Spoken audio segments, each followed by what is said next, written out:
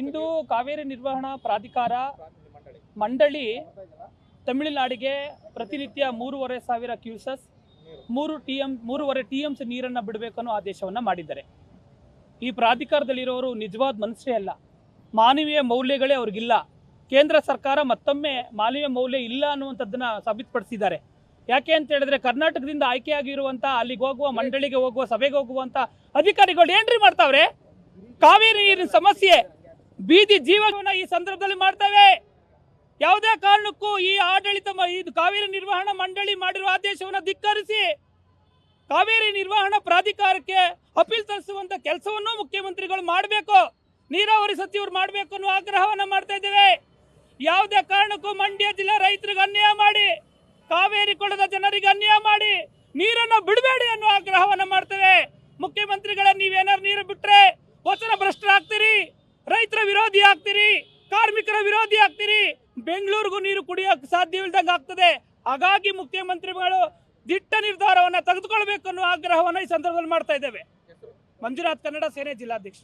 ಏನು ಈ ಸರ್ಕಾರ ರೈತರಿಗೆ ಮರಣ ಶಾಸನ ಬರೀತಾ ಇದೆ. ಕಾರಣ ಏನು ಅಂದರೆ, ನಮ್ಮನ್ನೆಲ್ಲ ಬಿತ್ತನೆ ಮಾಡಬೇಡಿ, ಮಳೆ ಬರ್ತಾ ಇಲ್ಲ ಅಂತ ಹೇಳಿಕೆ ಕೊಟ್ಟು ಸರ್ಕಾರ ನೀವು ಯಾವುದೇ ಕಾರಣಕ್ಕೂ ಬೆಳೆ ಮಾಡಬೇಡಿ ಅಂತ ಹೇಳ್ಬಿಟ್ಟು ಈಗ ತಮಿಳ್ನಾಡಿಗೆ 15 ದಿವಸ 3.5 TMC ನೀರನ್ನ ಬಿಡ್ತಾವ್ರೆ, 3 ಕ್ಯೂಸಸ್ ನೀರನ್ನ ಬಿಡ್ತಾವ್ರೆ. ಅಲ್ಲಿರುವಂಥ ನೀರಿನ ಸಾಮರ್ಥ್ಯ ಕಡಿಮೆ ಇದ್ರೂ ನಮ್ಮ ಬೆಳೆ ವಿಚಾರವಾಗಿ ಮರ್ತೇ ಬಿಟ್ಟವ್ರೆ. ನಮ್ಮನ್ನ ಮಂಡ್ಯ ಜನತೆಗೆ ಮರಣ ಶಾಸನ ಇದು ನಿಜವಾಗ್ಲೂ ಇವತ್ತು ಮಾಡ್ತಾ ಇರುವಂಥ ವಿಚಾರ. ಈ ಸರ್ಕಾರದ ಮುಖ್ಯಮಂತ್ರಿಗಳು ಎಚ್ಚೆತ್ತು ಮಂಡ್ಯ ಜನದ ವಿರೋಧ ಕಟ್ಕೋಬಾರ್ದು ಅಂತ ಈ ಮೂಲಕ ಅವ್ರಿಗೆ ಕಳಕಳಿಯಿಂದ ಮನವಿ ಮಾಡಿ ಹೇಳ್ತಾವೆ.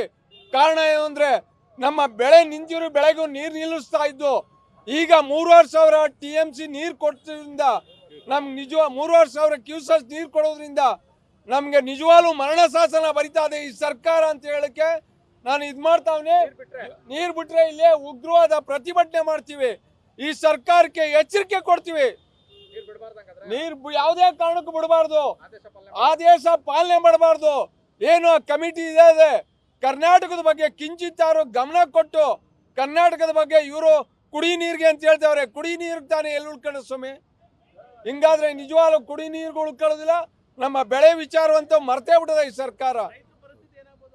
ರೈತರ ಪರಿಸ್ಥಿತಿ ಅಧೋಗತಿಗೆ ಹೋಗ್ತದೆ.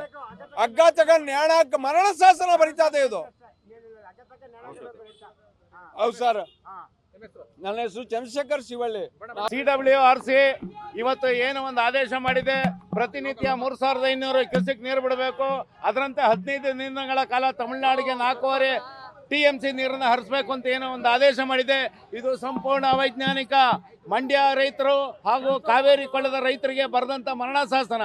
ಹಾಗಾಗಿ ಕೂಡಲೇ ಏನು ಮುಖ್ಯಮಂತ್ರಿಗಳು ಕಾವೇರಿ ನೀರು ನಿರ್ವಹಣಾ ಮಂಡಳಿಗೆ ಒಂದು ಮನವಿಯನ್ನು ಸಲ್ಲಿಸಿ ತತ್ಕ್ಷಣವೇ ಒಂದು ಫ್ಯಾಕ್ಟ್ ಫೈಂಡಿಂಗ್ ಏಜೆನ್ಸಿಯನ್ನು, ಒಂದು ತಂಡವನ್ನು ಕರ್ನಾಟಕದ ಡ್ಯಾಮ್ನಲ್ಲಿ ಎಷ್ಟು ನೀರಿದೆ, ನೀರಾವರಿಗೆ ಎಷ್ಟು ಬೇಕು, ಕುಡಿಯೋಕ್ಕೆ ಎಷ್ಟು ಬೇಕು ಅಂತ ವೈಜ್ಞಾನಿಕವಾಗಿ ವರದಿಯನ್ನು ಏನು ಮಂಡಳಿಗೆ ತಲುಪಿಸ್ಬೇಕು. ಮತ್ತು DK ಶಿವಕುಮಾರ್ ನಮ್ಮ ನೀರು ನಮ್ಮ ಹಕ್ಕು ಅಂತೇಳಿ ಪಾದಯಾತ್ರೆ ಮಾಡಿದರು. ಇವತ್ತು DK ಶಿವಕುಮಾರ್ ಅವರೇ ಇಡೀ ಕರ್ನಾಟಕ ನಿಮ್ಮೊಟ್ಟಿಗಿದೆ. ಯಾವುದೇ ಕಾರಣದಲ್ಲೂ ನೀವು ತತ್ಕ್ಷಣವೇ ಸರ್ವಪಕ್ಷಗಳ ಸಭೆ ಕರೆಯಿರಿ.